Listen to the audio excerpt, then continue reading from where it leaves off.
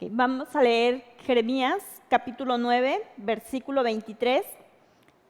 Dice, así dijo Jehová, no se alabe el sabio en su sabiduría, ni en su valentía se alabe el valiente, ni el rico se alabe en sus riquezas, mas alábese en esto el que se hubiere de alabar, en entenderme y conocerme, que yo soy Jehová, que hago misericordia, juicio y justicia en la tierra, porque estas cosas quiero, dice Jehová. Así dijo Jehová. Para la época de Jeremías son palabras comunes. Había profetas que decían, así dijo Jehová, aunque Jehová no lo hubiera dicho. Y por esa razón no era raro ver o escuchar que las personas del pueblo no sintieran miedo o no sintieran alguna rareza o simpatía o expectativa de que fuera a pasar, sino que contrariamente lo común de así dijo Jehová, hacía que ellos no pusieran atención. Así es que las palabras de Jeremías en el capítulo 9 es a causa del descaro del pueblo y la forma atrevida en que se estaba conduciendo. El Señor les dice, para ustedes es importante, y ponen en primer lugar las cosas que ustedes piensan que son sus fortalezas o que son sus capacidades, la sabiduría, y aquí les señala que conocen la ley y la pueden saber de memoria, pero avergonzarse de lo que dice la ley. El capítulo 8, el versículo 8 dice, como decís, nosotros somos sabios y la ley de Jehová está con nosotros. Ciertamente la ha cambiado en mentira la pluma mentirosa de los escribas. Los sabios se avergonzaron, se espantaron y fueron consternados.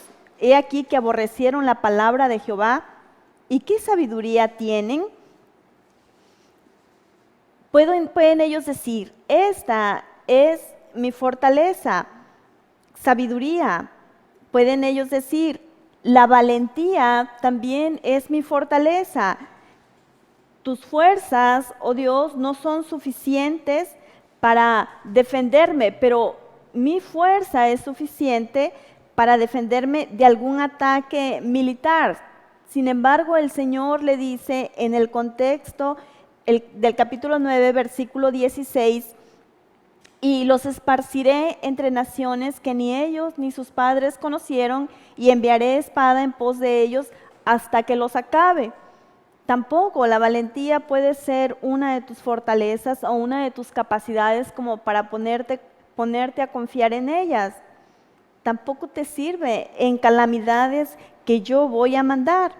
Las riquezas, no hay nada en lo que puedan apoyarse que sea de orgullo o que sea una jactancia, decir, esto es lo que me sirve, esto es lo que me va a salvar. Porque el capítulo 9, el versículo 15, dice, por tanto así ha dicho Jehová de los ejércitos, Dios de Israel, he aquí que a este pueblo yo les daré a comer ajenjo y les daré a beber aguas de hiel. El sufrimiento para Israel será su alimento. No puedes tener tanto como para comprarte el día en que yo actúe, y el daño que va a venir a la nación sería lo único que ellos van a comer y será amargo. Yo les daré a ellos a comer y a beber ajenjo. Así dice Jehová. Entonces, si esto que yo considero mis fortalezas, esto que Israel considera la valentía, la sabiduría y el dinero como una de sus capacidades para protegerse, entonces, ¿qué es lo que realmente tiene sentido? ¿En qué puedo yo apoyarme? ¿Qué podría ser motivo de orgullo? ¿O en qué podría yo jactarme? Entonces, como si Dios hablara en medio de la profecía que está haciendo, deteniéndose un poquito, porque hemos hablado que el mensaje de Jeremías de parte de Dios sería para arrancar, para derribar y para destruir. Ellos están recibiendo un mensaje de parte de Dios que vendrán calamidades, vendrá del norte el conquistador y les va a hacer daño. Y no solo eso, también sus vecinos. Y entonces en medio Dios se para y dice, así les estoy diciendo, no se alabe el sabio en su sabiduría, ni en su valentía se alabe el valiente, ni el rico en sus riquezas. Porque habla del castigo y la destrucción que vendrán sobre Israel. Y la nación decía, yo tengo este apoyo y esto es mejor. Y la respuesta de Dios a eso es no. Y más alábese en esto el que se hubiera de alabar, igual es decir, están equivocados. Es mejor que vean esta parte o es mejor que vean esto. Y no solo es una amenaza, un reproche, un regaño, un juicio para perdición lo que se les está anunciando, sino que lleva de lo incorrecto a lo correcto. Es decir, no hagas esto y mejor haz esto. Deja de hacer esto, pero puedes hacer esto. Entonces dice, mas alábese esto el que se hubiera de alabar. Y no es un permiso como para decir, bueno, puedes jactarte en esto, o puedes gloriarte en esto, o puedes sentirte orgulloso de esto, sino que es la presentación de lo que realmente tiene valor. Algo que sí trae futuro, algo en lo que sí puedes fundar tu confianza, que es entenderme y conocerme. Entender y conocer que yo soy Jehová, que hago misericordia, juicio y justicia, porque estas cosas quiero. El conocimiento verdadero de Dios se halla en su palabra. Y si para Israel no había nada más importante que la ley, entonces ¿por qué se olvidaría de leer la palabra? Y no es que no lo haya hecho, ni se olvidó de hacerla. Sí la leyó, pero les parecía que sabían más que los escritos antiguos, que sabían más que lo que los profetas ahora estaban diciendo. Cuando Dios hablaba a los patriarcas, el pueblo obedecía o no. Dios seguía hablando. Ahora estaba escrita la ley de Moisés y acababa de morir cuando Josué pregunta, ¿quién quiere servir a Dios y vivir de acuerdo a esta ley? Elijan, mi casa y yo ya elegimos. Nosotros vamos a servir a Jehová. Después se levantan los jueces de parte de Dios y el pueblo pide reyes. Con los reyes llegan también los profetas y Dios les dice, pero obligatorio es vivir la ley. Así que Dios no deja a Israel y sigue hablando. Por esa razón muchos profetas decían, así dice Jehová. Y Jeremías da un mensaje y los profetas dan otro. Contradictoriamente, siempre se encontraba Jeremías con alguien que decía algo mejor de lo que él tenía. ¿Quién les podría caer mejor? ¿Jeremías o los profetas que decían lo contrario a Jeremías? Si no hemos leído otra cosa más que calamidades que Dios le ha dicho a Jeremías, pregona, di lo que va a venir, tanto que parecía que la misericordia de Dios no sobresalía ahí, ¿quién puede caerles mejor? Uno que enseña juicio y justicia e implícitamente la misericordia de Dios. ¿Por qué? Porque ese amor leal de Dios, ese amor inquebrantable de Dios, que es su misericordia, siempre iba en mucho más abundancia que el juicio, es decir, que el veredicto, que el castigo, que el pronunciar la sentencia. Y la justicia que enseña derecho, rectitud, siempre iban acompañados de la grande misericordia de Dios. Pero ¿quién podría ser más agradable entonces? La palabra de Dios que ha quedado escrita y que llamamos nosotros escrituras, ha quedado cerrada como una ley completa. y es lo que podríamos decir que nos rige a nosotros hoy.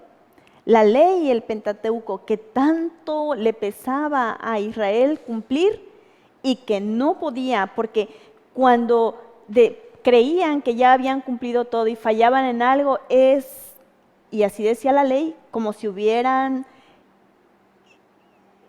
errado en toda la ley. Cristo, nuestro Señor, es el único que pudo cumplir toda la ley. Y por esa razón es que Él viene y vive completamente toda la ley.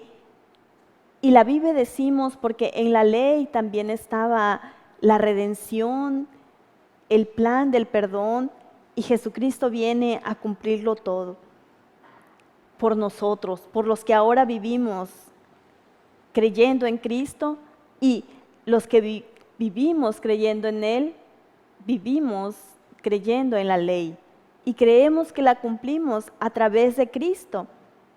Pero, ¿qué hay de malo en la ley? ¿Por qué Jeremías anuncia al pueblo: olvidaron ustedes mi ley? Todo el tiempo les está reprochando porque se olvidaron de la ley de Dios. Y nosotros en nuestra época a veces nos encontramos con un rechazo a la palabra de Dios. ¿Qué hay de malo entonces en la ley? ¿Qué hay de malo en Jesucristo, que es el que viene a cumplir toda la ley? Si David escribe en el Salmo 19, versículo 7, que la ley de Jehová es perfecta, que convierte el alma. El testimonio de Jehová es fiel, que hace sabio al sencillo. Los mandamientos de Jehová son rectos, que alegran el corazón.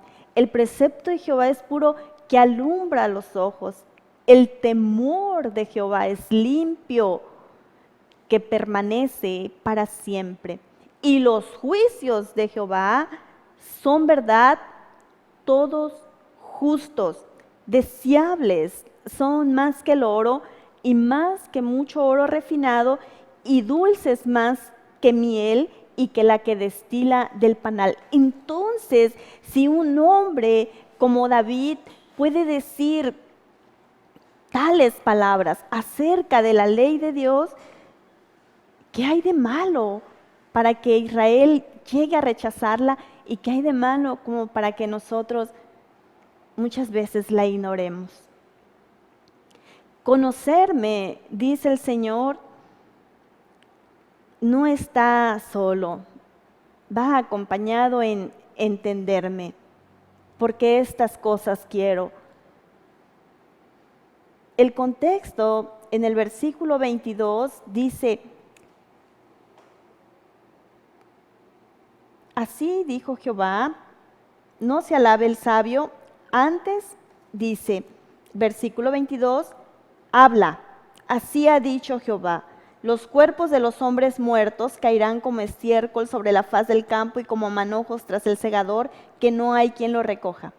Versículo 23, así dijo Jehová, no se alabe el sabio en su sabiduría. Y termina diciendo, porque estas cosas quiero, dice Jehová, y el contexto dice: he aquí que vienen días, dice Jehová, en que castigaré a todo circuncidado y a todo incircunciso, a Egipto y a Judá, a Edom y a los hijos de Amón y de Moab, y a todos los arrinconados en el postrer rincón, los que moran en el desierto, porque todas las naciones son incircuncisas y toda la casa de Israel es incircuncisa de corazón. Siempre hay una palabra así como esta. Estamos diciendo que no se alabe el sabio en su sabiduría, sino alabes en esto, pero el contexto siempre tiene algo que decir. Y Jeremías no es el profeta que se jacta en decir: yo sí entiendo a Jehová, yo sí conozco a Jehová, y por eso así dice Jehová. No, el profeta tiene miedo de decir las cosas que Jehová dice, y siempre le dice a Dios: digo esto, esta gente me va a matar. Si sigo diciendo estas cosas que siempre son para destrucción, nadie me va a querer. Y Dios le dice: pero es necesario que lo hagas, porque así como el mensaje es para arrancar, para derribar y destruir, también es para edificar y para plantar. Las cosas que tú estás diciendo, ¿no te das cuenta, Jeremías, que lo que te estoy diciendo también es la misericordia? No solo es un mensaje para arrancar, también es un mensaje para edificar. También es un mensaje para plantar. Por eso quiero que conozcan misericordia. Quiero que conozcan cuánto yo les amo. Entenderme es el acompañamiento a conocerme. No solo quiero que conozcan la palabra como los profetas y citen la ley. Quiero que también entiendan y tengan una comprensión de quién soy yo. Por eso quiero que conozcan mi misericordia y también cuánto yo les amo. El capítulo 10 dice: oíd la palabra que Jehová ha hablado sobre vosotros, oh casa de Israel. Así dijo Jehová: no aprendáis el camino de las naciones, ni de las señales del cielo tengáis temor, aunque las naciones las teman. Porque las costumbres de los pueblos son vanidad, porque el leño del bosque cortaron, obra de manos de artífice, con buril, con plata y oro lo adornan, con clavos y martillo lo afirman para que no se mueva. Derechos están como palmera y no hablan, son llevados porque no pueden andar. No tengáis temor de ellos, porque ni pueden hacer mal, ni para hacer bien tienen poder. No hay semejante a ti, oh Jehová, grande eres tú y grande tu nombre en poderío. ¿Quién no te temerá, oh Rey de las naciones? Porque a ti es debido el temor, porque entre los sabios de las naciones y en todos sus reinos no hay semejante a ti. Todos se infatuarán y entontecerán. Enseñanza de vanidades es el leño. Traerán plata batida de Tarsis y oro de Ufaz, obra del artífice y de manos del fundidor. Los vestirán de azul y de púrpura, obra de peritos es todo. Mas Jehová es el Dios verdadero. Él es Dios vivo y Rey eterno. A su ira tiembla la tierra y las naciones no pueden sufrir su indignación. Les diréis así: los dioses que no hicieron los cielos ni la tierra desaparezcan de la tierra y de debajo de los cielos. El que hizo la tierra con su poder, el que puso en orden el mundo con su saber y extendió los cielos con su sabiduría, a su voz se produce muchedumbre de aguas en el cielo y hace subir las nubes de lo postrero de la tierra, hace los relámpagos con la lluvia y saca el viento de sus depósitos. Todo hombre se embrutece y le falta ciencia, se avergüenza de su ídolo todo fundidor, porque mentirosa es su obra de fundición y no hay espíritu en ella. Vanidad son, obra vana. Al tiempo de su castigo perecerán. No es así la porción de Jacob, porque él es el hacedor de todo, e Israel es la vara de su heredad. Jehová de los ejércitos es su nombre. De este Dios al que Jeremías levanta una adoración, a este Dios es el que se le atribuye un pueblo. Cuando dice la porción de Jacob, dice: yo no fallo, Israel, yo no fallo, Jacob. Pueden poner su confianza en lo que dicen y nadie responderá, pero yo siempre respondo. Israel es la vara de su heredad. Hagas lo que hagas, no te dejaré, porque tú eres mi heredero y yo soy siempre fiel, porque no te dejo, porque grande es mi amor por ti. Jeremías, eso es lo que yo quiero que Israel vea. Eso es lo que pretende nuestro Dios que nosotros veamos, que en medio del juicio y la justicia siempre se rodea de su misericordia. Por esa razón es que Él en su palabra siempre dice justicia y juicio. Dios juzga y aplica justicia. Ese es el problema. ¿Qué problema le podemos ver a la palabra? ¿Qué problema le podemos ver a la ley de Dios? Que Dios juzga y aplica justicia. Y que el juicio y la justicia de Dios a veces pueden no agradarnos tanto que nos ciega a ver la misericordia que lo rodea y que es mucho más abundante. David dice que los juicios de Jehová son verdad, todos justos. Y así es. Hoy sabemos que Jesús cumple toda la ley y ahora que está cumplida vemos que es buena su justicia y que es deseable. Cuando Dios nos encontró sucios y lejos de Él, también nos encontró culpables. Pero cuando aplicó su justicia, poniéndola a nuestro favor mediante su misericordia, que se vio reflejada en la cruz del Calvario, tomando forma de siervo y pagando por los pecados del mundo, nos presentó su plan de redención de vida al mundo. Se volvió deseable más que el oro, porque no sabíamos amar.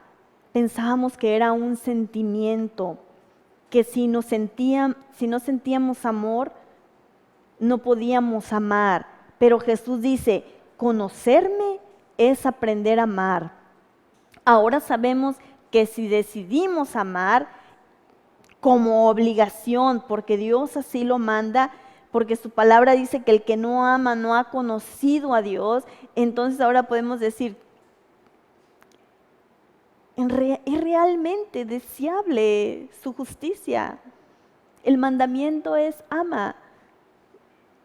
No es como yo lo sienta, es algo que realmente vive en mí.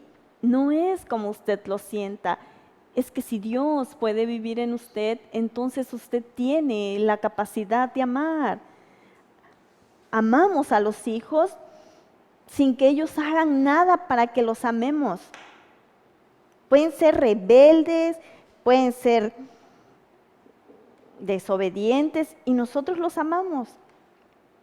Entonces yo amo a mi Padre porque no solo hace mucho por mí, sino que me ama. Y aún así, si mi Padre me despreciare y yo conozco el amor de Dios y Dios vive en mí, solo porque la palabra y la ley me dice que debo amarlo, lo amaría. No amo a mi padre porque me compra todo lo que yo quiero. No amo a mi mamá porque me hace todo lo que yo quiero. Amo a mis padres porque la Biblia dice que yo los ame. Y sé que ellos me aman porque la Biblia dice que yo los ame. Porque si somos sinceros con ellos y pudiéramos nosotros entonces sentarnos y decir, bueno, a ver, ¿cuánto me obedeces? ¿Cuánto no eres rebelde? Entonces yo te voy a decir cuánto te amo. Si podemos medir el amor, entonces nos quedaríamos a deber unos a otros. Por eso la ley de Dios es perfecta. Más recompensa tenemos cuando hacemos la ley de Dios, porque Él dice que debemos amar aún a los enemigos y hacer bien aún a los que nos aborrecen. No sabíamos perdonar. La parte del perdón que Dios nos muestra a nosotros al recibirnos, es decir, eres tan sucia y tan culpable, o eres tan sucio y tan culpable que no puedo mirarte. Sin embargo, la muerte de Jesucristo me pasa por el periodo de limpieza donde ahora el Señor puede mirarme y no se acuerda más de lo sucio que era y no se acuerda más de los pecados que yo tenía. No tiene memoria de ellos. Y cuando la ley dice que yo debo perdonar como Cristo perdona, entonces puedo saber que no puedo.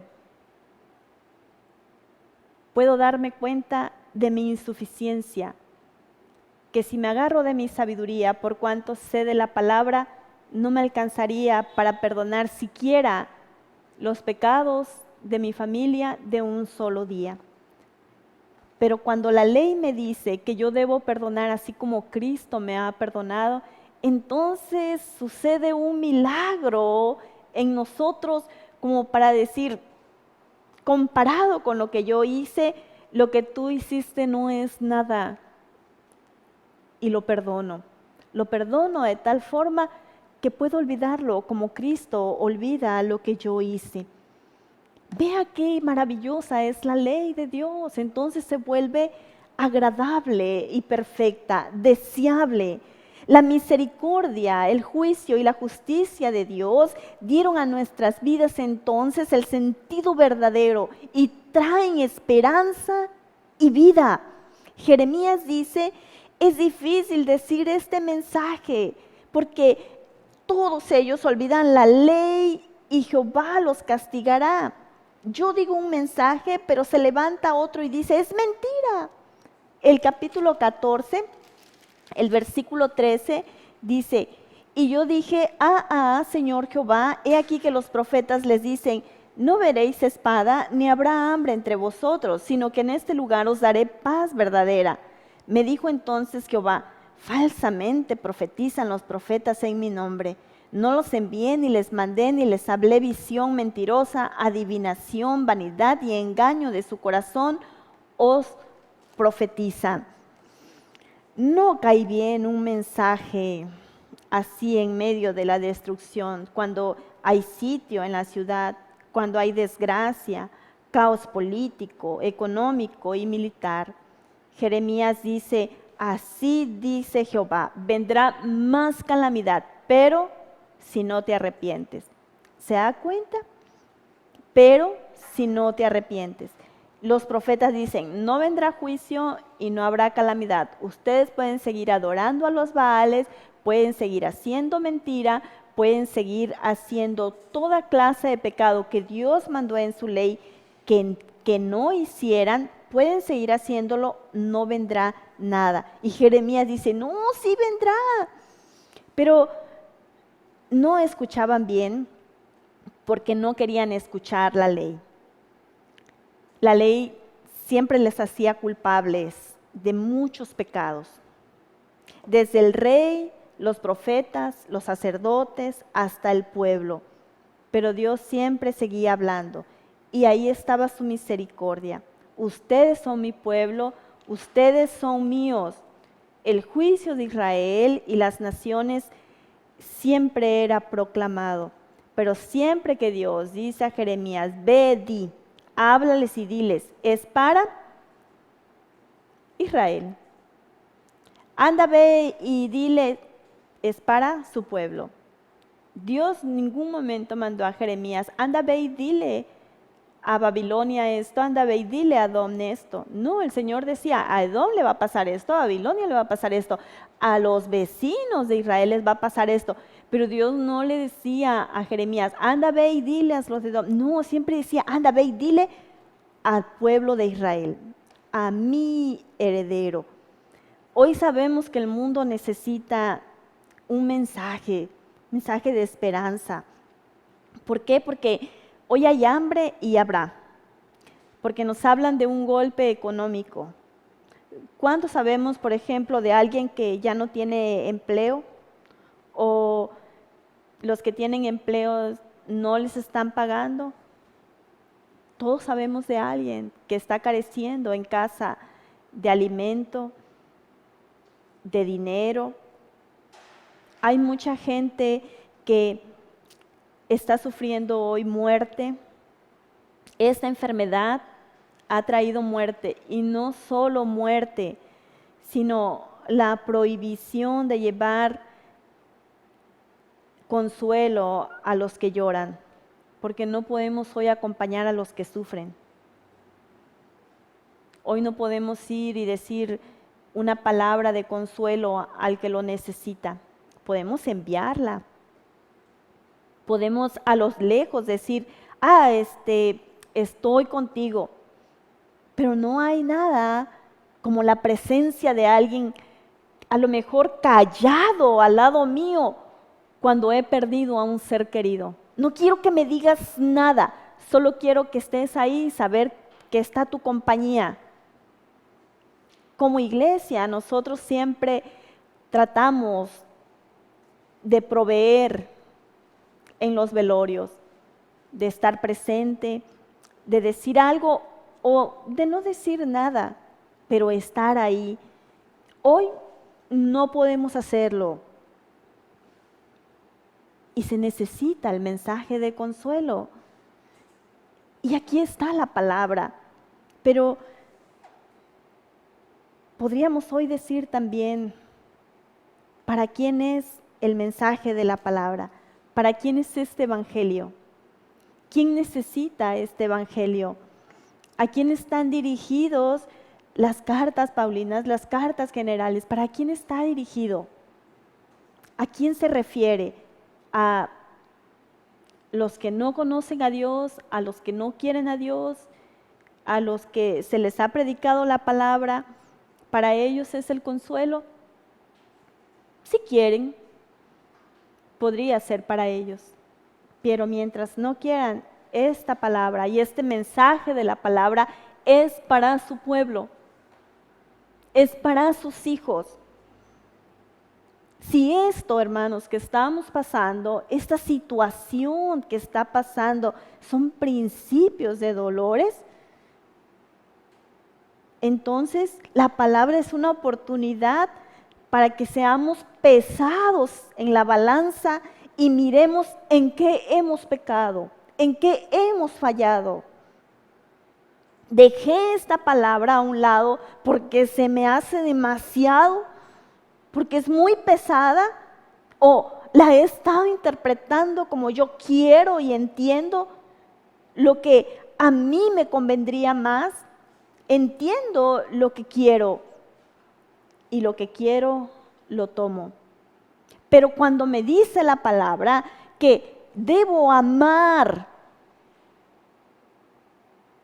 yo digo, bueno, pero se vale decidir a quién, cuándo y hasta que yo lo sienta. Y la palabra me dice, no, debes hacerlo aunque no lo sientas, es un mandamiento.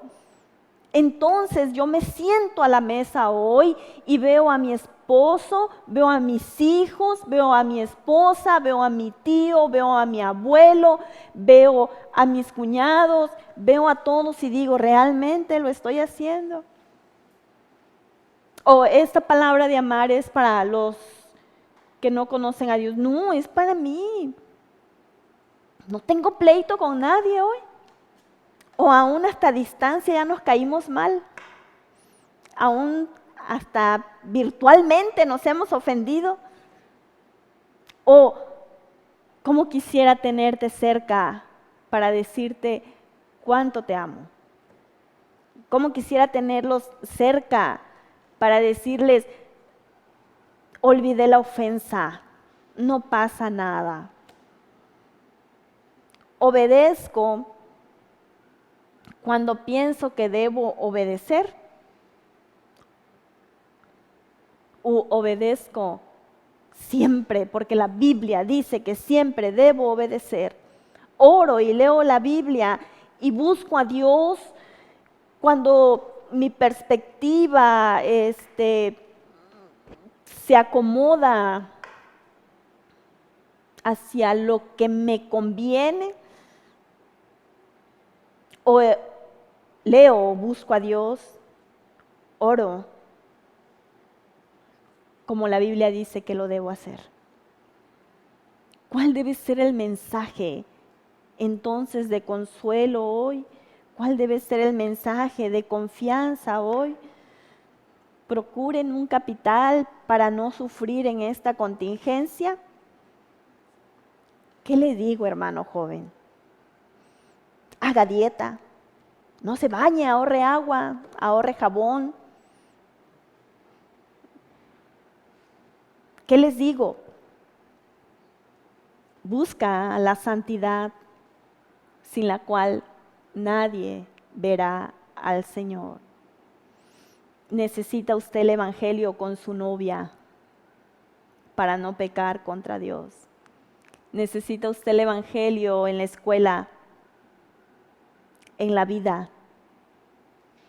Necesita, hermano, padre de familia, que conoce usted la palabra de Dios, la santidad sin la cual nadie verá al Señor. Necesita usted acercarse a Dios. Pero es que no tengo ganas. Imagínense cuántas ganas podrán tener nuestros hijos si nosotros no tenemos ganas. Pero este es el mensaje más esperanzador. Que en un futuro, cuando se levante lo que llamaron la cuarentena y entremos a lo que hoy llaman la nueva normalidad,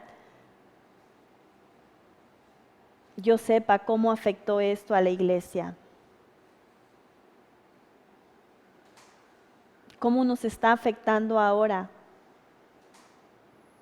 Ya no creemos necesaria la reunión porque es más fácil así. ¿Cuál debe ser el mensaje? Jeremías le dice a Israel, versículo 12, 9-12, ¿quién es varón sabio que entienda esto? ¿Y a quién habló la boca de Jehová para que pueda declararlo? ¿Por qué causa la tierra ha perecido? ¿Ha sido asolada como desierto hasta no haber quien pase? Dijo Jehová, porque dejaron mi ley, la cual di delante de ellos, y no obedecieron a mi voz, ni caminaron conforme a ella. No puedo olvidarme de la ley, no puedo olvidarme de la palabra de Dios. Usted, hermano, que conoce a Dios, para usted es el Evangelio. Lo necesitamos en casa, lo necesitamos en la escuela, lo necesitamos para poder congregarnos otra vez, lo necesitamos en cuanto estamos ahí en casa reunidos todavía. ¿Cuánto tiempo queda? Diríamos, ya lunes es 1 de junio, todo va a cambiar. Todos esperamos que haya un cambio el 1 de junio. Sin embargo, no lo sabemos. Y si hay o no hay, algunos estamos pensando, cómo me gustaría que fuera todavía a finales de marzo para empezar de nuevo y hacer una rutina diferente en mi casa. Sin embargo, el tiempo ha pasado, hicimos hasta donde pudimos hacer. Pero hoy podemos todavía tomar nuevas decisiones. Esta palabra es para nosotros y el mensaje es para la iglesia. Primera de Pedro capítulo 5 versículo 6 dice, humillaos pues bajo la poderosa mano de Dios para que Él os exalte cuando fuere tiempo, echando toda vuestra ansiedad sobre Él porque Él tiene cuidado de vosotros. ¿Para quién es? Para la iglesia. Sed sobrios y velad, porque vuestro adversario el diablo, como león rugiente, anda alrededor buscando a quien devorar. ¿Para quién es? Para la iglesia, al cual resistid firmes en la fe, sabiendo que los mismos padecimientos se van cumpliendo en vuestros hermanos en todo el mundo. Mas el Dios de toda gracia, que nos llamó a su gloria eterna en Jesucristo, después que hayáis padecido un poco de tiempo, Él mismo os perfeccione, afirme, fortalezca y establezca. A Él sea la gloria y el imperio por los siglos de los siglos. Amén. Y siempre que se da un mensaje que puede decir, estás en peligro, ten cuidado, porque el diablo anda como león rugiente buscando a quien devorar. Siempre el que da el mensaje dice, pero bendito sea nuestro Dios que es poderoso, que nos puede librar de esto. Entonces ese mismo Dios nos perfeccione, nos afirme, nos establezca, y a Él sea la gloria. Dios le bendiga, hermano, y anímese unos a otros en casa. Envíese un mensaje y dígale a un miembro de la iglesia, a alguien de la iglesia, fuente de vida, cuánto te amo, cuánto te extraño y cuánto anhelo verte para poder consolarnos personalmente. Dios le bendiga.